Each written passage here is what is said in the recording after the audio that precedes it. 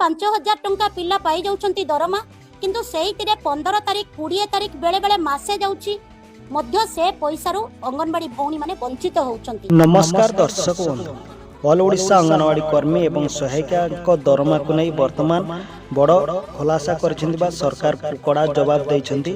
All Odisha anganwadi सहायिका महासंघर राज्य सभानेत्री नंदिनी पंडा। तबे दर्शक बंधु, अंगनवाड़ी दरमा को नहीं कौन कहिसेंती आपण मानकर सहायिका बा सभानेत्री वर्तमान देखंतु दुईटी पर्याय पाउथिले मध्य 5,500 टंका पिला पाई जाउछंती दरमा किंतु सेहितिरे 15 तारिख 20 तारिख बेले बेले मासे जाउछि मध्य से पैसारू अंगनवाड़ी भौणी माने वंचित होउछंती।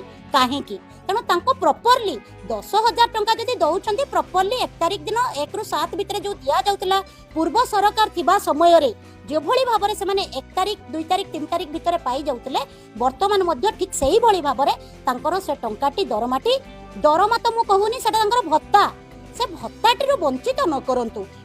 तेबे दर्शक बंधु, आपण मानकर ऑल ओडिशा अंगनवाड़ी सहायिका महासंघर सभानेत्री बा राज्य सभानेत्री नंदिनी पंडा कहवा अनुसार कौन रही मतामत निश्चिंत कमेंट करंतु एई वीडियो रे।